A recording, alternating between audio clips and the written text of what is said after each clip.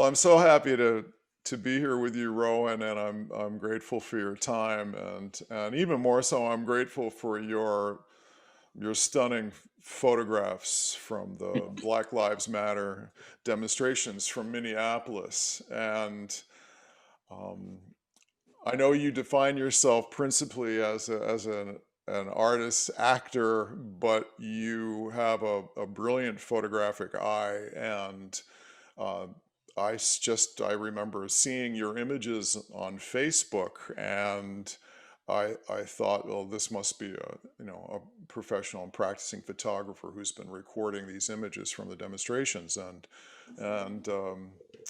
I reached out through our mutual friend, and I was so happy that you were willing to participate in this, and I'm really grateful. Um, why don't you tell us a little bit about the background of your involvement in the George Floyd demonstrations, and um, what brought you to make the images that you did? How did you see yourself in that context? Sure. Um, that's actually a really good question because I think, well, I guess I would like to first mention that I think yesterday was supposed to be George Floyd's 47th birthday, so we're doing this on a very important, well, day after important day. Um, but yeah, I moved to Minneapolis in 2018, I think it was, or 2017.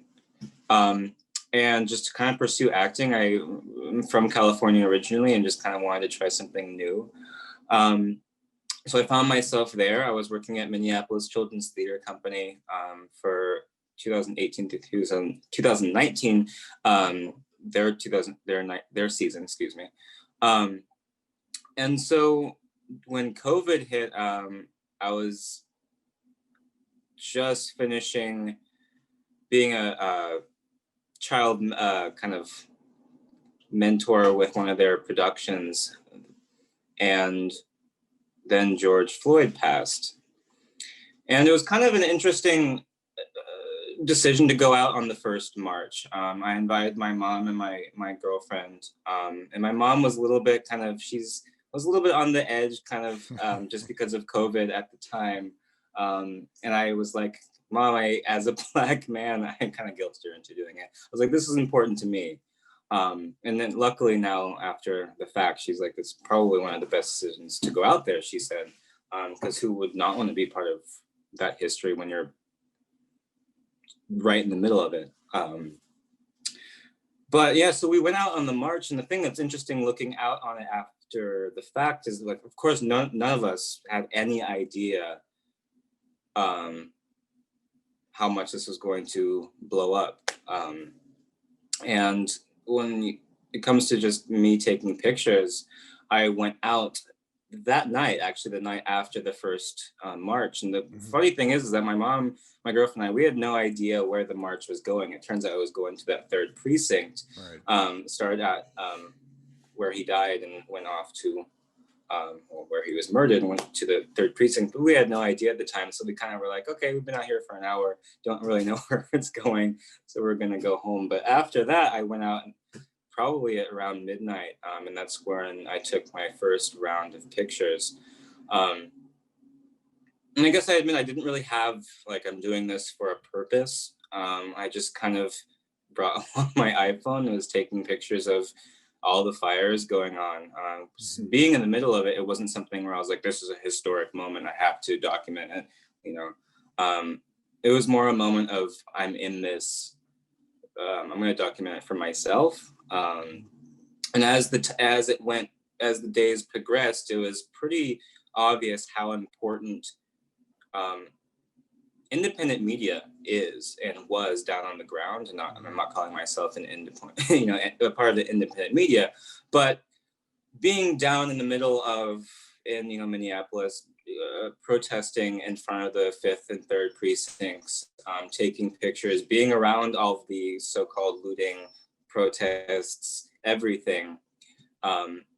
I got a clear picture of what was going on. But then when I watched the mainstream media, I was like, this is, my friends, my family in California are getting a very different picture about what's actually going on.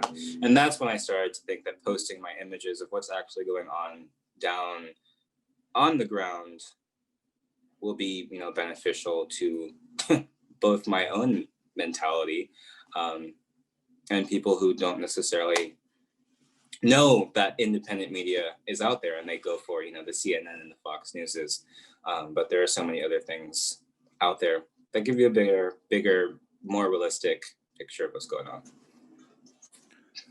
What do you think some of the differences are between what you saw and what was being portrayed on places like Fox and CNN? What were some of the differences that you perceived? I think when you're down on the ground, or at least when I was in the middle of all of that, you're not really thinking about the political side of it, you know. And I think obviously from Fox, but you know, from CNN too, there, you know, you're gonna get a liberal versus a conservative opinion. And I guess in a way from me as well. But when you're taking pictures, they're not going to necessarily say one thing is liberal or one thing is conservative.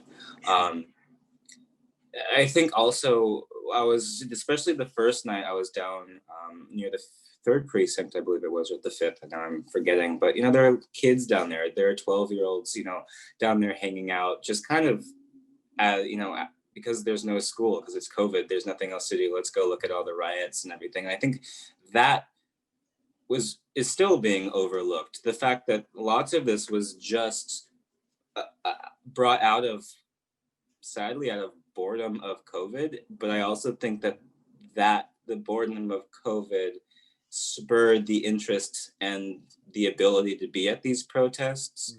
And I think, I don't know if I'm kind of rambling, but yeah, it's basically, to go back to your question, pardon me.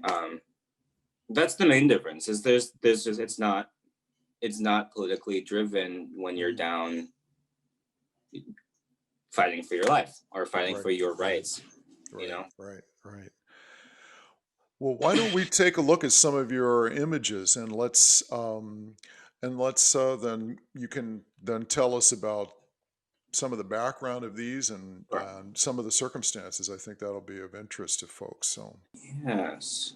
So this image was taken a few days after the first protest. It is down at the Cup Foods where he was murdered. There was a memorial set up for him. I'm not sure if it's still there now. I think there was talk about they had some community protection out there. But there is this beautiful gathering of people of color at this site. And instead of, they were celebrating his life. There were a lot of young performers.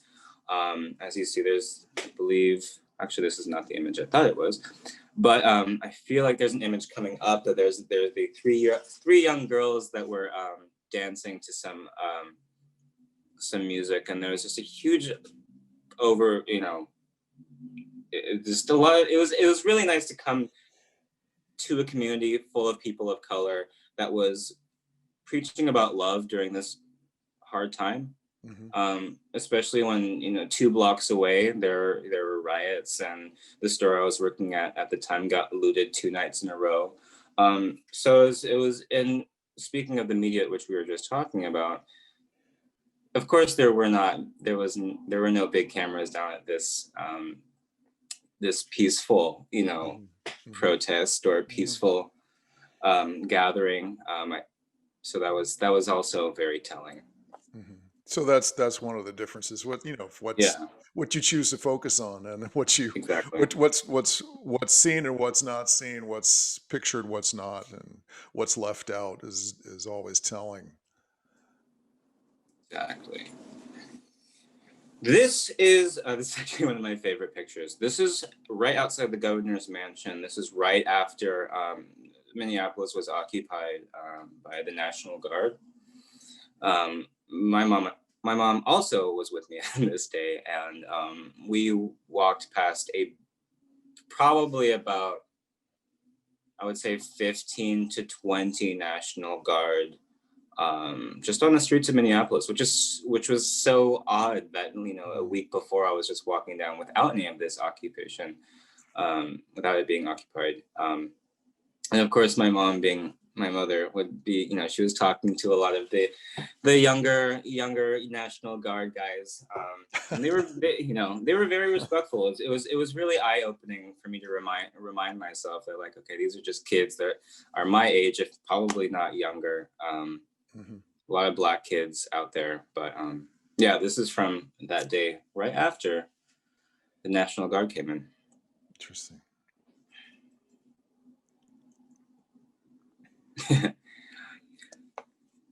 There were a lot of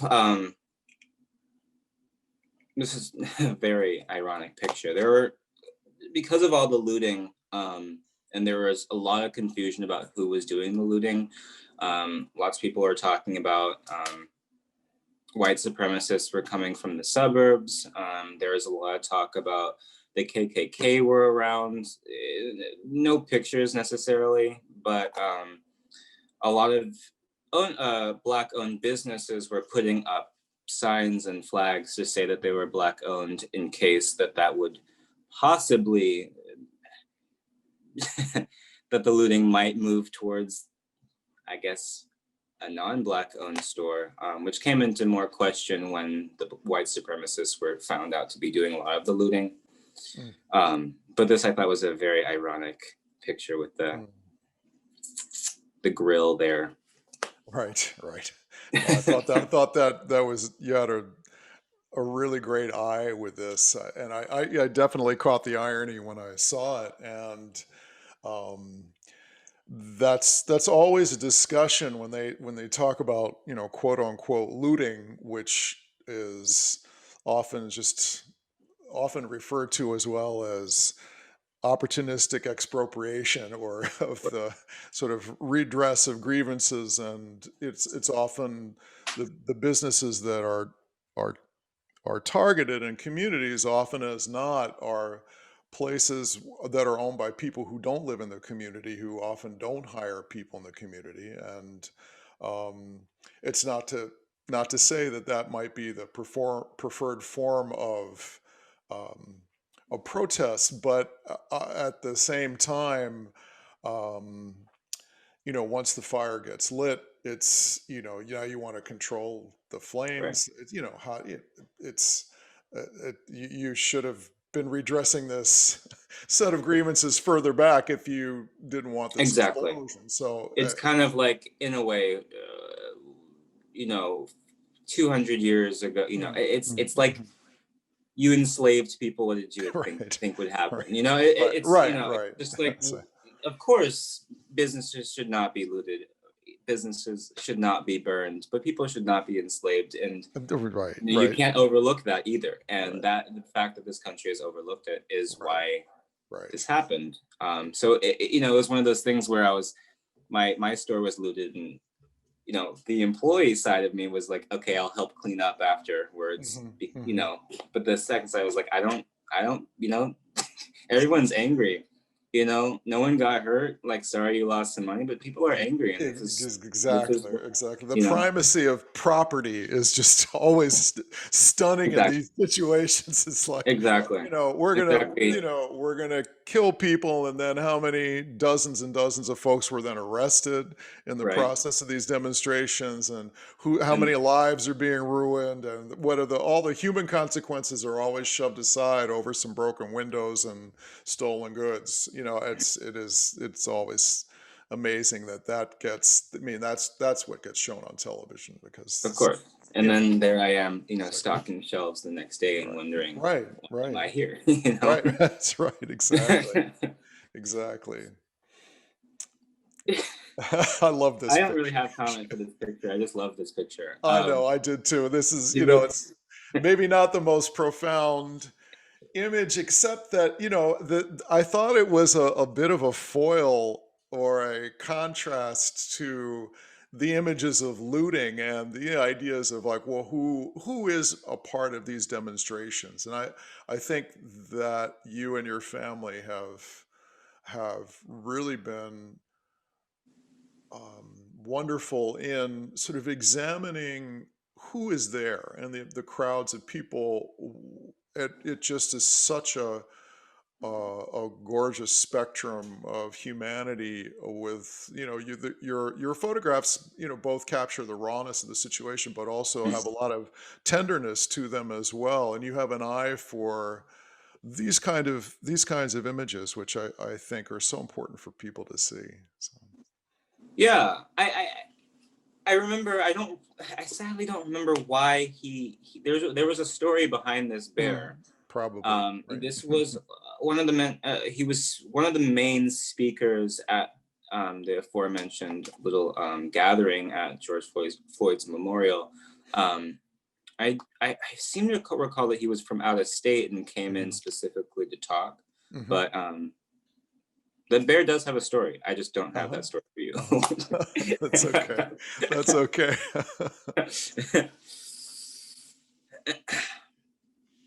Yes, this was that picture I was talking about earlier. That's what I thought. Yeah. Yeah, I love this picture. Yeah,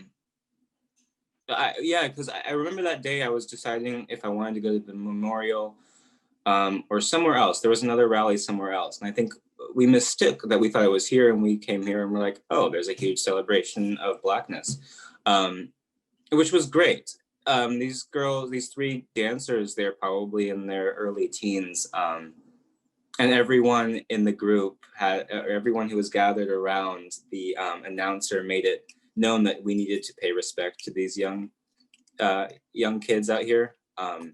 And I love that. I'm a huge supporter, obviously, of youth. So I think it was really great, especially in this time, focusing on the brilliance of art and youth at the same Mhm. time. Mhm.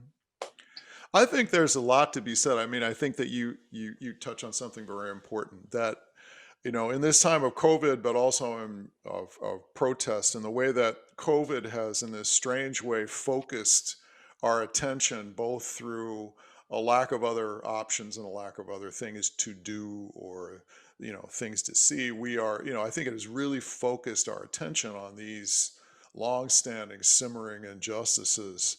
And, where a lot of us now are pressed against our cell phones. And I mean, if you could make an argument that the cell phone, maybe is the cell phone camera in particular, is maybe the single greatest human rights invention, certainly of, my Right? generation, is that, going back to the 1970s and 80s when Black activists asked us, who were young activists at the time who wanted to be allies of the Black struggle. They insisted that we deal with the police, that we pay attention to Mhm. what was happening with the police in the Black community. And even though, with all the best intentions and having read all the right books and studied all the right, it's like Yeah, Franz Fanon and Malcolm X, and, consider ourselves, oh, so right. conscious.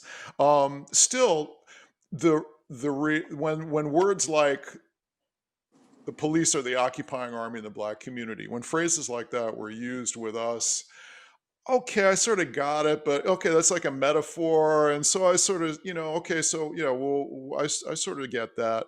But unless what is so, I think, profoundly changed things is that the evidence that has now been brought to bear through the use of this form of photography and videography, that has just the irrefutable evidence of the day to day violence that Mhm. is brought to the Black community by predominantly white police departments. And even when there's a preponderance of Black officers, often they're just inculcated in that whole culture of, we're here to oppress and repress a potentially rebellious community. And then they take on that. I mean, it's not a metaphor. It's not a metaphor at all. Right. That's the truth. And I think that's part of what you've been demonstrating or showing through your work. But this is really what started to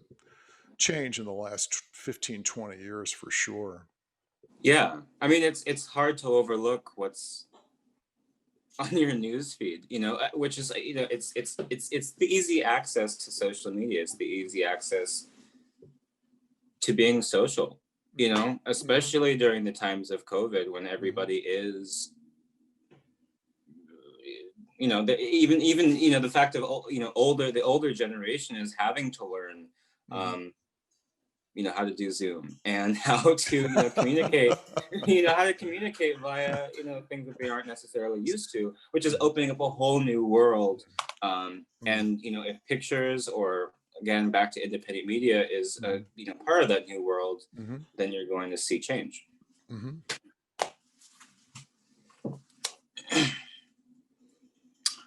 This is, I believe, right. This is actually very weird. There's National Guard surrounding the area these two that we were in at this point where I took these pictures. This is, Mhm. I believe, right outside one of the precincts post Mhm. when it was burned, I believe. Mhm. Mhm. Yeah, I think this is one of those things that a day before we were in Minneapolis, you would never expect, or any city that you lived in, you would not expect your city to look like this a day after. Um, So this is the results of the this is fires result from of, yeah. the Hmm. night before. This is do you know what building that was? I think this is, I don't think it's a significant building. I Uh-huh. think this is an auto zone. Uh-huh. This might be an auto zone This was the across auto from, the auto zone. this I is the remember auto hearing zone. about the auto zone. Okay, never mind. It's significant, pardon me. um, yeah, the auto zone across from the Target that was originally Mhm. looted, and I see. then across from the precinct, which I stepped into that Target while it was being looted. But it was an interesting sight. Mm. It's yeah. This is that fence right behind this picture. That is the precinct. Mhm. And so this is, I think, day or two after the first protest march. Um, yeah, we were out there for a couple hours. It was pretty great because everybody was pretty masked up, which is ironic to say. Mhm. So Mhm. late in the game now, but Mhm. um, everyone was handing out water. People were masked up. Mm. I mean, you need if people felt like they needed to be there, and they're taking Mhm. the right Yeah. precautions. Mhm. But yeah, I This think is a this is great. also the auto zone. Yeah, this is a great picture, by the way. This is, I mean, just I teach photography and history of photography, and Mm. this really jumped out at me. It's one of those images that probably Susan Sontag would point out as a great example of how photography often makes the mistake of aestheticizing suffering and loss. But on the other hand, Right. the you've taken an image here of what is a portal. There's so many layers of meaning that can be brought to this image in the midst of this. It's a door that can be walked through. It's so there's so much symbolism that could be brought to this. Yeah, there really is. I mean, like, you can go on for probably hours on what symbolism this, Mhm. and uh, something I love about looking at these pictures, because I actually haven't looked through them recently, is that they have different meaning, um, that correspond to what we're going through today. Mhm. You know, um, for me, this is definitely a door into next year, that I'm looking at Mhm. right now. Mhm. Um, or a door from next year, hopefully looking back on the Mhm. destruction of what this year was, Right. and hoping that, there's something to rebuild from there. Um, You've yeah. actually taken a number of photographs that I don't know if you were aware of it at the time, whether it was a photographic device that you came upon instinctively, but there are you have an eye for shooting through doors and windows, which Mm, does carry a lot of metaphorical meanings. But this one I really liked on many different levels.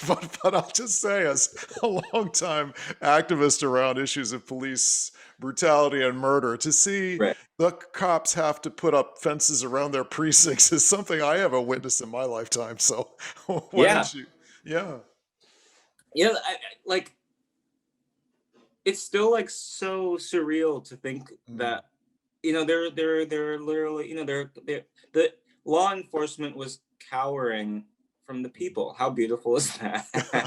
yeah. you know, How? I, it's just a taste of power is, can switch hands very easily. Interesting. Um, Hmm. and I think I think that's a lot of what this year is realizing where Hmm. that power is. And I think Hmm. we this year we have realized Hmm. that we have given so much power to people who Hmm. obviously have taken advantage of that. If you, Hmm. give Hmm. an inch, take a mile type of thing. Right. Um, and I think this image is big, you know, Very big. because I mean, there's the fuck 12, pardon my French, Hmm. um, on there, which Adam, means, tw- Adam 12. obviously, yeah, Adam 12. obviously, yeah, oh God. Which is the reference to the old TV program for those who are Yeah, I don't know. not hip to that. You're too You young lost me. for that. You're too young for that. That was their radio call, that TV cop, an old TV cop show. One Adam Mm, 12, one Adam 12, and then that got reduced on the street. That was the code for okay, 12's on their way, you know. got you. I see. This was the first night I went out. Uh-huh. Um, and this is kind of about what I was talking about earlier about kids were just kind of out taking pictures, Mm. selfies in front of the fire. Yeah, they Uh, like that. The kids are just sitting there on the they, stoop, like yeah, sharing a bottle, and just it's just like yeah. I just was hanging out. so like, Any other night, nothing going on here. that's exact. It was like, there. It was like a field trip almost. Oh, Like yeah. there are just cars of kids Uh, ages, like 10 to 15. They were just kind of tripping around the city. Meanwhile, things are exploding because I think this was actually, I don't remember what mm, building this was, but the amount of um, it was interesting. I've never felt so safe amongst anarchy before. Interesting. I um, know. I hear you. I thought, you know, based on what you were saying here, also is it became a people's zone, yeah, and yeah, there's fire, and there's, from the point of view of those who were in power or are in power perpetually. Yes, this is a site that generates nothing but fear, anxiety, all the rest of it. But this sort of casual, yeah, this is our place now. That you get the sense through these images of who's in control and who has power right in exactly. that instant. It's exactly what Which you're saying. which exactly, again plays in the point of Mhm. probably on Fox News or CNN, you're not going to You're hear not going to see, that right? perspective. Right. Um, Absolutely. especially from, which is again, I mean, Mhm. uh, kind of speaking towards why I felt like putting these images out there. Mhm. It's because, people in California, they're going to look at, okay, it's an anarchist place. There are people, Mhm. it's fire and that, Right. and Right. on the surface, sure. But then again, these are streets that these kids grew up on. They feel comfortable around it, Mhm. and they know Mhm. that something is important going on. I don't know if they know how important, but Mm. they're out in it. And I think that Mm. that in itself speaks a lot to the youth and to our future. Mhm. And to the fact that the thing that's burning down in the background, that Mm, building, that property, is of really no consequence to their lives. It's not like no, this is something that's germane to their future. And so it right. could be there, it could not be there, it could be on fire or not be on fire. It really, it's had nothing to do with us and will have nothing to do with us in the future, essentially. It's interesting. Exactly. Exactly. Yeah, same image, kind of. Mm, I forget. mm, Gas won't stop. Yeah, gas mm, won't stop us. mm, I think that might have been another like automotive store, and I think mm, that's why it mm, lit up so quickly. And there mm. were some explosions going off. I'll bet. Um, I think that's kind of what the gas won't stop. Oh, I know it's not Mm, actually. I realize mm, the gas is now the tear gas, but mhm. ironically, both won't Yeah, stop us, I right, guess. right. I didn't know you chose this picture. No, actually, I didn't. It's in your Is collection. it? Is it in my collection? You, I chose this you picture. chose this Gosh, picture. I guess right now. I mean, it's Oh, yeah. I'm sorry. No, you're We'll go fine. back. This one, I actually, yeah, this was more of the 12 reference, the Adam 12 reference. There you go. But Yeah, this is a great shot. yeah. I mean, it's God. It was interesting because I think again the day after this, and I think there's more images coming up. I was out, cleaning up all this glass in the Mm, ground, because there's a really quick turnaround over the night like this, and then mhm. the community was like, okay, we're gonna go clean it up, which I was one of the first ones Yeah. to be like, yeah, let's go do this. And then Mm, the day after, everyone was like, okay, we're gonna go clean up again because there was another night of looting, and then it just kind of was uh, a safe way to say that you're in the community for the mm, I mhm, don't want to say for the non-people of color in Minneapolis mm, to say that they mm, were mm, involved, mm, to put mm, that nicely. So mm. um, this image just kind of reminds me of the fact that lots of people did end up cleaning up, but I don't know if it was for the right reasons. Uh-huh. I love this image. Mm. Yeah, a lot of, if you can't tell, which I don't think you can, because I know people can't necessarily see this, is that all that's ironically part of the wood that was put up to keep us all out. And it is all on flames right now. So it looks like that's a light but it's all fire coming through there. Mm. Oh, is that right? Is that what that Hmm. is? Wow. Hmm.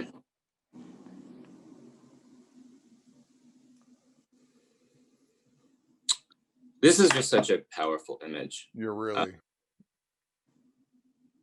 Almost powerful enough that I don't have too much to say about right, it. right. Um, but I really love the rest in power Mm-hmm. that came out of. I'm not sure if I mean I'm sure people have said it before, but that is Mm-hmm. something that definitely was spread throughout Minneapolis during Hmm. this period of time, and I loved it. I loved the rest in power because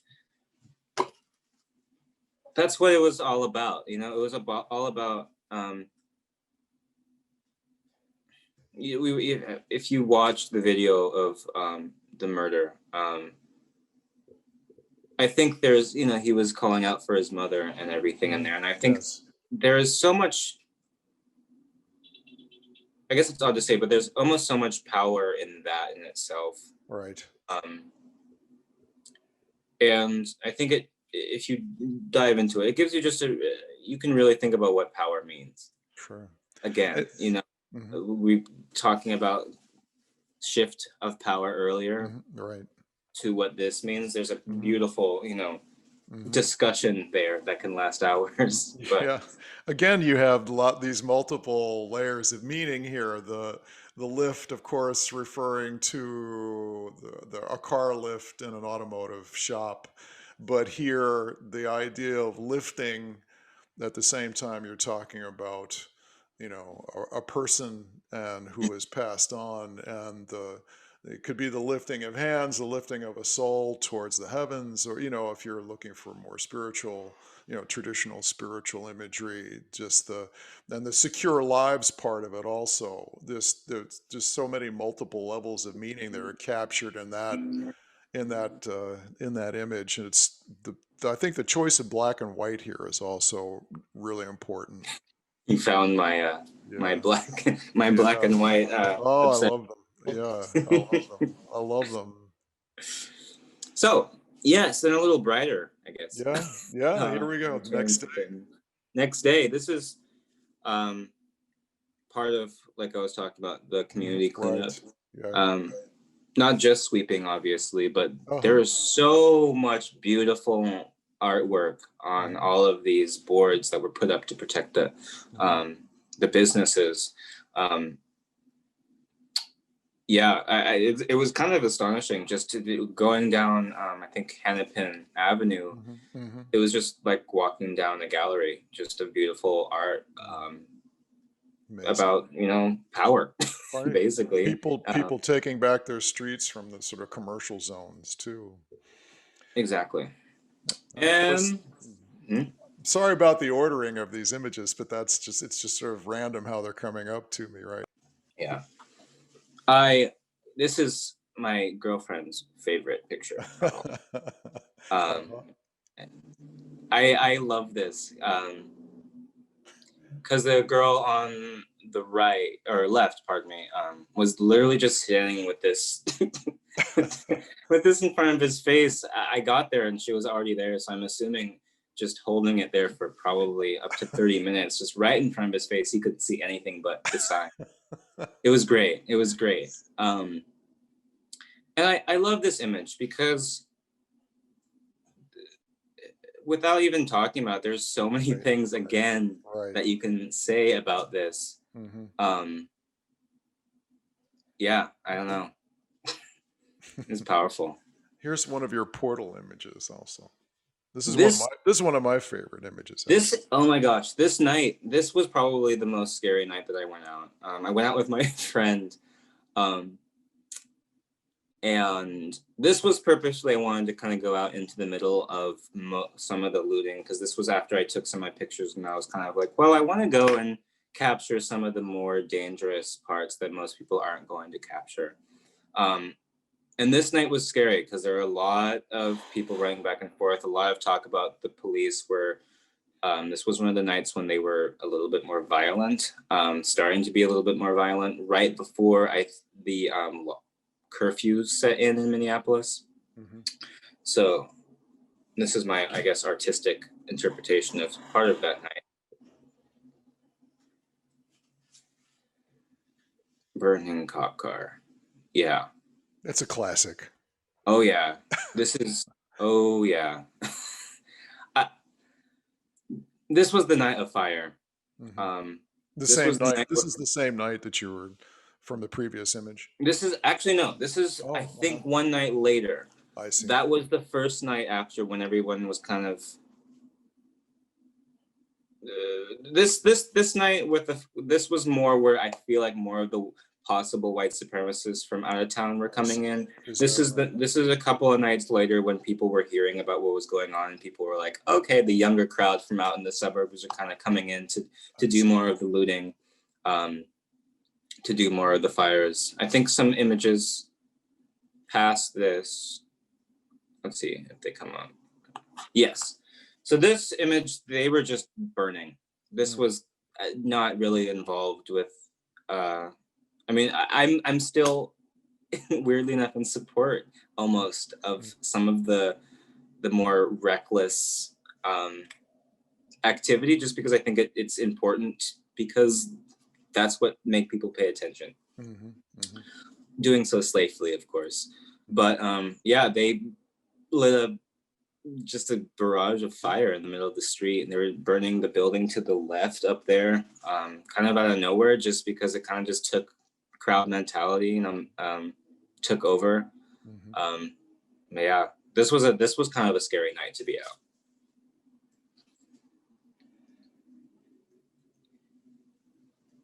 Yeah. So it says Uptown Pizza behind there. So obviously right in the middle of Uptown. This is about 5 blocks maybe from where I was living at the time. Which was, you know, now I'm thinking about it, it's just was a scary time. I think, me being someone, I'm finally talking about this. I've been trying to find a way, and it's time to talk about the fact that, like, me being an adopted Black adoptee really put a odd perspective on this whole happening for me.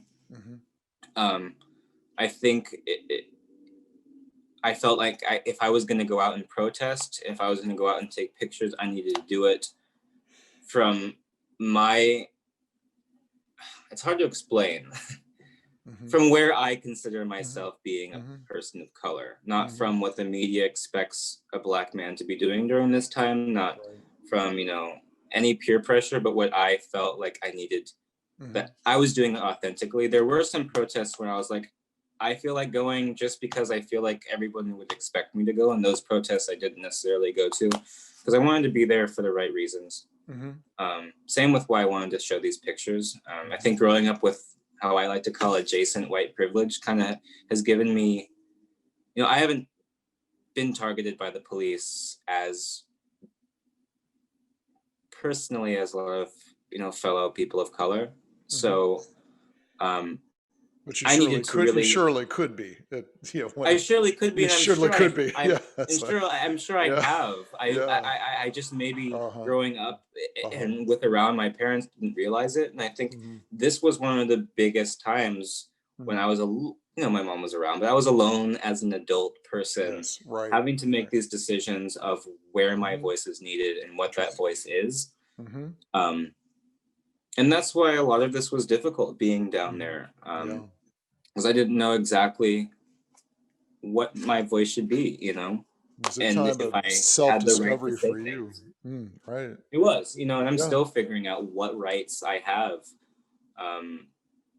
to talk about being Black, which sounds odd, because of course we're all, you know, like, of course you're Black, and you know, your experience is yours, and it's just as authentic as everybody else's, which is true.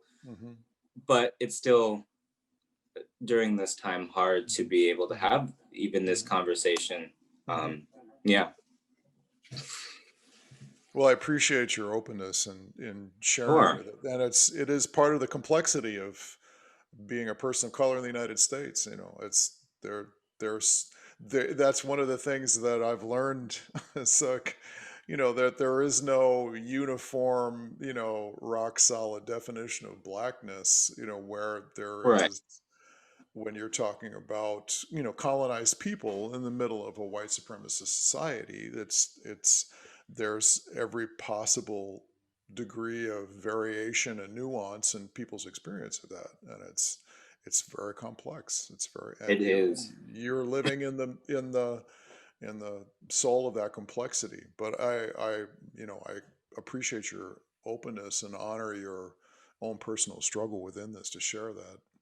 Yeah. I mean, I think it's part of it is just you don't hear from people from that perspective often. I can't imagine that there aren't people with that perspective. So I think it's important for, you know, people to know that there are also people out there who, Yeah, sure. I mean, you know, but then again, there, you know, there's so much side. There's Black Trump supporters there. You know, there's such a huge spectrum. Right.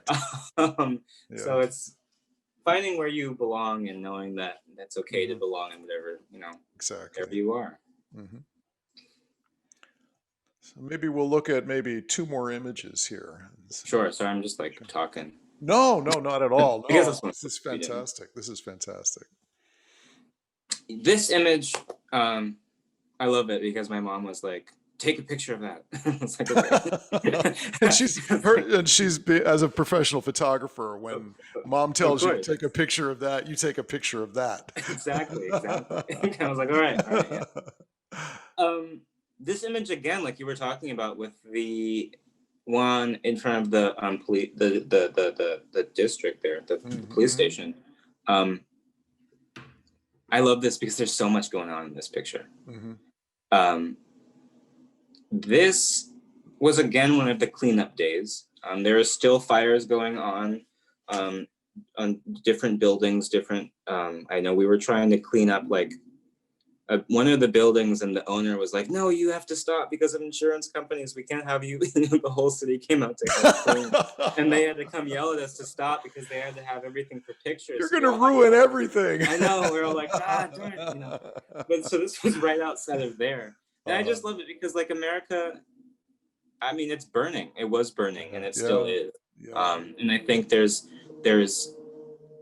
a great opportunity for hope in this picture, as there is a great opportunity for hope in America right now. Right. But I think there's also a great, you know, like this picture is either a before or after, and it's your, you know, you can decide You can what you want it decide. to be. Right. Just as there's still life left on the pine tree, even though it's, you know, Exactly. profoundly damaged. It's a question as to whether the tree will survive midst of it. Exactly. Exactly. Mm. And so I just think this image speaks of hope. And I honestly have a lot of it. I think this whole movement, especially with where we're seeing it's going, the fact that it's even reaching different countries, the fact that my pictures are going to be shown in Germany is showing that people care, you know, and that there's, you know, there's so much hope in the world, and believe it or not, hope in this country as well. So that's why I love this image. Yeah, that's beautiful. How disgustingly patriotically sounding I am, but hey. Well, the flag there also is it's been burned. So It there's has. It yeah, has there's been burned. Gosh. Yep. yeah. This is one of my favorites also, for many I reasons, but love it. this is a particularly Minneapolis kind of Right. kind of image. But could you talk about this? Sure. Um, I'm glad you reminded me that this one existed, because this is actually probably my favorite one.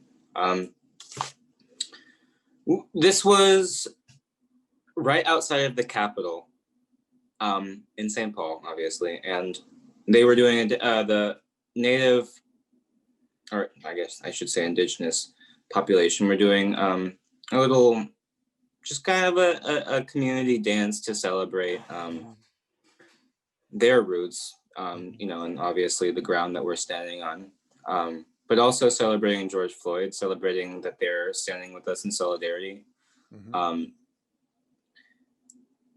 And there was this couple with this young girl as their daughter. I believe the father was of indigenous descent, and I believe the mother was white. And their little girl was up there dancing the choreography to, like, it was amazing. She was up there for the whole, it was a hot day. Everybody was sweating, but she was up there just dancing away, dancing away.